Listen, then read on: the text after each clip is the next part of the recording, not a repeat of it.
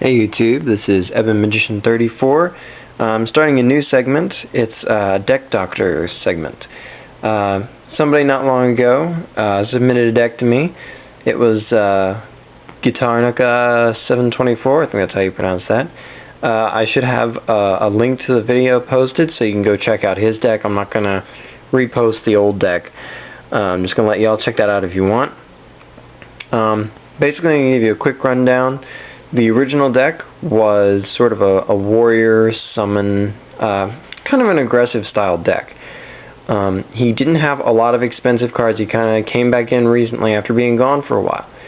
And so this was his best attempt at what you could, kind of use to approach the current meta.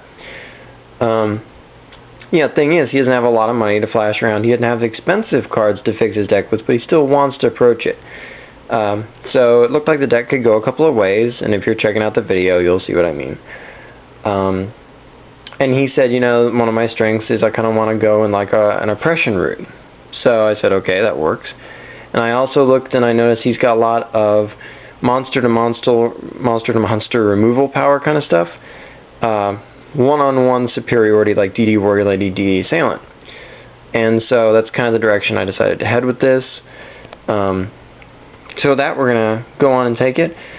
Only one of the mods I made to the main deck, by the way, is a foil. The other cards are all common and rare printings, so it's well within the easy range to fix to it. Most of the foils you see in the deck were already in it. It is 15 cards worth of difference, but I made that difference to maintain the heart of the deck. Or at least what I kind of thought was the heart of the deck. So here's the start of it. 3 DD Assailant. These things are great for removing synchros. They're also good for removing things. Obviously, even if you honest or collude, they're still going to lose the monster. And that's kind of the point of this, is to make them lose cards in the long run and beat them in the long run. Because the minor damage you take off those battles is still the same. Same principle goes to DD Warrior Lady. Pretty much the exact same story there. So that's sort of the focus. And they go real well with this partner in crime right here, Dimensional Alchemist. He can hit for 18, sure, that's good. And the remove a card, and that's kind of okay. But mainly what he's in here for actually is his ability to retrieve.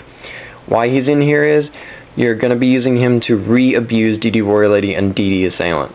That's why he's here. And he's also a Sangan target, because Sangan stayed in from the original deck. This guy's just a great card. He's good to set, and also to attack, hit things. Even if they honest him, you get something. He's just a real solid guy. He's going to keep your hand stocked because this deck will run out of gas after a little while. So you want to kind of get that extra little push to finish the job. Okay, I kept the 3 Kaikus. They're great. They work against Vayu. They work against Lightsworn because they can't Necro. It removes to keep their Lightsworn countdown in the grave, stuff like that. This guy's just wonderful. He's very good for anti-meta right now, and that's kind of one of the things we're going to run. Now, I almost cut this next guy, but I decided to keep him anyway and actually go to 2, and that's Breaker. You don't have a lot of back row answers in this build. He's very good for that. And if I flip him and pop him, well, he still did his job, and that's what he's here for. He's here for those kind of trades. This deck almost runs like the original Gadget build. Very summon, pop, repeat. If they attack you back, doesn't matter, you're just going to come back with more answers. So, he's pretty good in that respect, and of course he can be a 1900 point attacker if worse comes to worse. Alright, and next up, there's that Caius in the original deck. The only foil I added was the second Caius. This deck can easily keep monsters on the field if they choose not to attack the Assailant or the Warrior Lady, which happens a lot. This guy is going to be able to punish them for it. He's definitely the main power source of the deck. Cyber Dragon, he's the only special summon in the deck besides Gorz.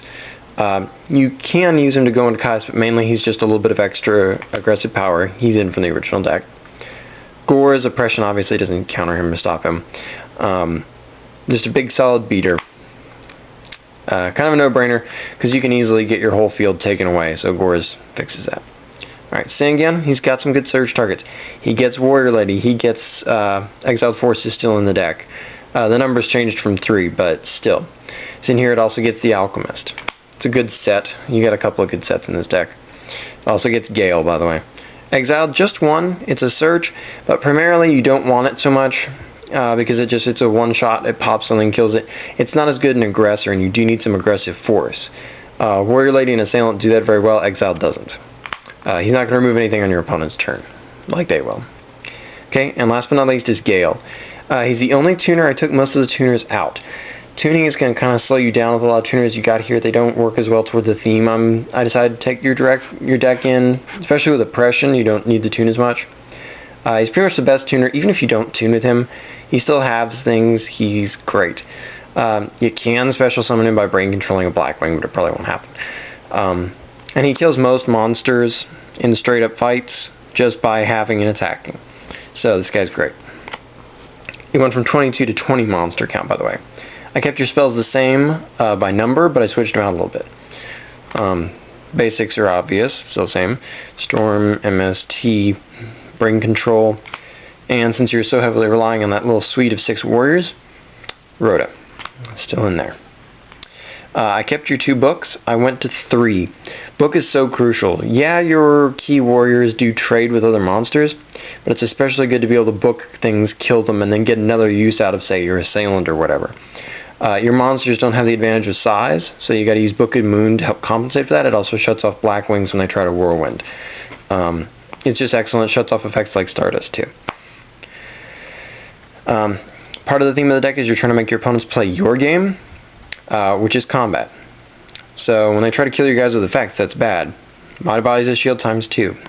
It's a good investment. You need it, especially in this environment. Stops things like Judge and Celestia too. Your monsters are a little undersized sometimes. I mean, it's no point if you can stop all their special summons if they're just going to beat you down with Garoth or something. You run 2 Burden of the Mighty. Okay? Because you don't want to necessarily be spending your removals on their just barely bigger monsters like Garoth and Wolf. You kind of want to be using your removal and whatnot on the big stuff. So, Burden helps level the playing field there. Okay, I added in 2 more traps, so you're actually running a 9 trap count now.